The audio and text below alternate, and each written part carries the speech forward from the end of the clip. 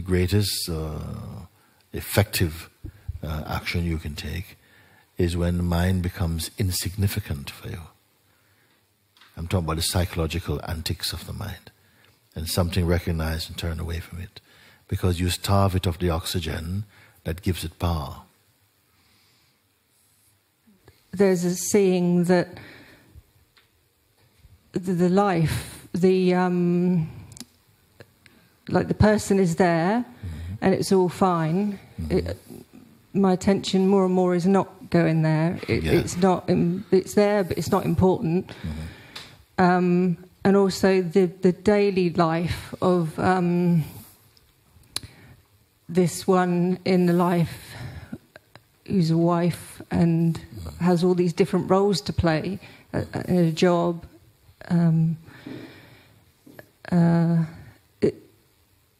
That's seen clearly now that's just what it is. It's just the dynamic consciousness there and I'm aware of all of this play going on, but I'm not concerned so much with that. I'm just seeing it.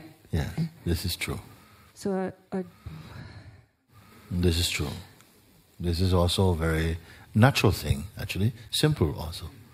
That it comes by itself. You're coming to see that, wait, as soon as waking up happens, then it seems the world appears again and is peopled with so many beings, and the sense of I arises back in this body, and the relationship of this I with the world at large and so on is also functioning on some level, and that is taking place in front of something that has no name, isn't it? So the entire waking state consciousness and its functioning is happening by itself, actually.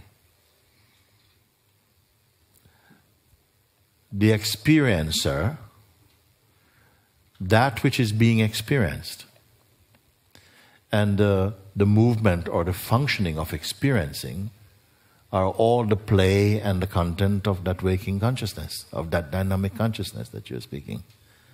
It's simply happening, including the sense of this intimate identity of a sense of me moving in this world as a character who is playing presently a husband or a wife or this or that, an uncle and this and all of this is kind of going on. Something is quite apart from this, but it does not dismiss this role. It is not cynical about it. It knows it has to play that part also. You follow? That part is also being played. But the cynicism is not there that, oh, it's rubbish, it doesn't really... No. It is also consciousness acting. But beyond this active consciousness, there's also a space of seeing, where it's as though one is looking out from this vastness and observing the functioning of consciousness, operating inside this form, doing its thing. And it may sound strange, but as you acclimatize yourself to it, and by that I simply mean that you become comfortable with this seeing. Because the mind is going to try and tell, look, something is very strange, this should not be, you know, you see? But something is feeling, no, it's going by itself. And also, the way of seeing it becomes more perfected. There is a saying, I'm not seeing the world as it truly is, I am seeing the world as I am. So if I am a very stressed being, the world will come across a very stressed place. You see? But as one is seeing more and more from this integral consciousness, from this place of being, then one sees that, wait, you know, your eyes are seeing more true. And you see that bitter or sweet, each of these expressions have to happen. But you are not so invested in them because you know that somehow some power is taking care of this. And yet, if you turn your attention to any particular aspect of it, that also has an impact. You see? And the more pure the consciousness is, meaning that it is filtered out the egoic conditioned self, the more effective the attention energizes what it's looking at. These are things that are part of our mystical existence. But in our mental world, we've tried to explain things in some scientific way, which is not how they really are, but how they can appear to be. If you are fully invested in your outlook, then you will believe that outlook into existence and experience what you project. There's not one thing in life that has one single inherent meaning. It has the meaning that you project onto it. It becomes what you take it to be. We must understand that. And gradually you're seeing that the consciousness is adapting itself to take on the color or the size and shape of whatever concepts it embraces or it feels inclined to give attention to it. But you're looking now from beyond this field of operation, and you're not invested in trying to change things deeply, seeing that they're going fine by themselves, bitter or sweet, because the bitter has its role to play. And sometimes a much more effective and auspicious role than the sweet thing. You can only bless it.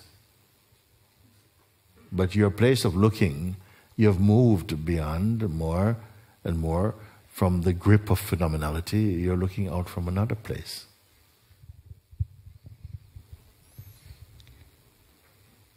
And it all happens just very naturally. Very almost, you just slide into it. Why it happens naturally? Because it is natural. That's why it happens naturally. You see?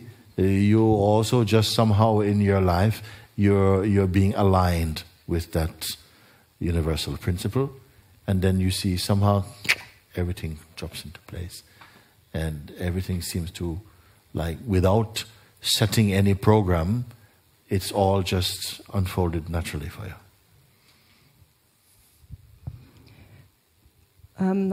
Also, when these insights come, or this insight came, it was like a confirming over and over again that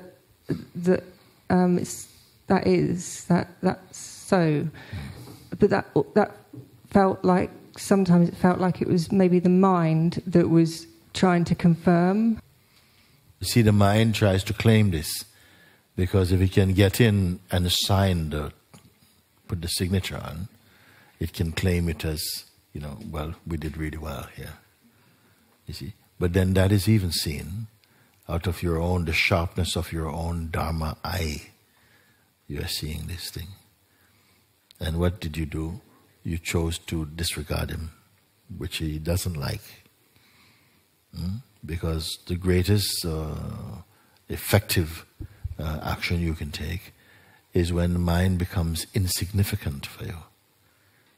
I'm talking about the psychological antics of the mind. And something recognized and turned away from it. Because you starve it of the oxygen that gives it power. You see? Just like that. Let go, relax. Beyond this active consciousness, there's also a space of seeing, where it's as though one is looking out from this vastness and observing the functioning of consciousness, operating inside this form, doing its thing. Even silence is heard.